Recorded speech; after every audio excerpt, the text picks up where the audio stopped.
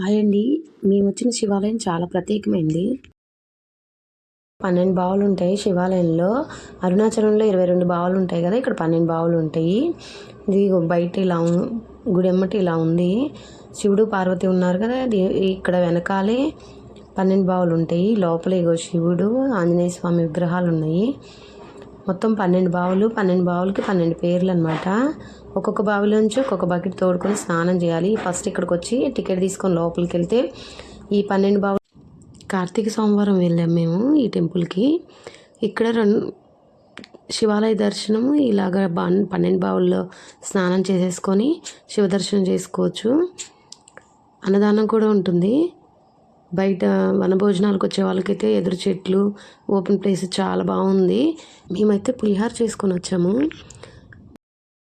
ఇక్కడ దర్శనం చేసుకొని వెళ్ళే దారిలో బాబా విగ్రహం చాలా పెద్దది రోడ్డు మీద నుంచి కనిపిస్తూ ఉంటుంది. ఇది గుడి ఎన్ని అడుగులో నాకైతే తెలియదు కానీ చాలా పెద్దదనమాట, చాలా బాగుంది. ఇక్కడికి వస్తే 3 ప్రతి బావి పేరు మీద తీర్థాల పేర్లు ఉన్నాయి చూడండి. ఈ 12 బావుల దగ్గర ఒక్కొక్క బకెట్ తీసుకొని స్నానం చేశాము. ఇక్కడ బకెట్లు ఇక్కడే ఉంటాయి. లోపలికి 10 రూపాయల టికెట్ తీసుకోవాలండి. ప్రతి బావికి ఒక్కొక్క పేరుంది. మేమైతే ఇది రెండోసారి రావడం. చాలా బాగుంది. గుడి కూడా చాలా పెద్దది. ఇక్కడ అన్నదానం కూడా జరుగుద్ది. కార్తీక సోమవారంలో విశిష్టంగా పూజలు జరుగుతాయి. ఇది సేమ్ ఇలాగే అరుణాచలంలో 22 బావులు ఉన్నాయంట. మేమైతే చూడలేదు, వెళ్ళాను కానీ చూడలేదు. ఇక్కడ స్నానం చేసి పక్కకు వస్తే ఈ బావుల దగ్గరే చిన్న విగ్రహం, చిన్న శివలింగం ఉంది. మన చేతులతో స్వయంగా అభిషేకం చేసుకోవచ్చు. ఇలా శివాలయం ముందుకు వచ్చేస్తే ఇంక ఇక్కడ టికెట్ తీసుకొని 10 రూపాయల టికెట్, ఇక్కడ శివలింగాల మీద అభిషేకం చేసుకోవచ్చు స్వయంగా మన చేతులతో. అక్కడ 10 రూపాయల టికెట్, ఈ చెంబిస్తారు వాటరు, చేసుకుంటూ వెళ్ళడమే. ఇదంతా చేశాక ముందుకు వచ్చేస్తే శివ దర్శనం జరిగిద్ది. బాగుందండి.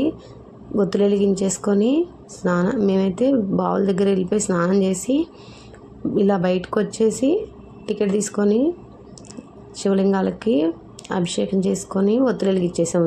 ఉసిరి చెట్టు కింద ధ్వజస్తంభం ఎదురుగా శివపార్వతుల విగ్రహాల దగ్గర ఉసిరి చెట్టు కింద దీపారాధన చేసుకోవచ్చు. ఇక్కడ భోజనం, అన్నదానం కూడా ఉంది. మేము వెళ్ళేసరికి అయితే అయిపోయింది, లేట్ అయిందనమాట.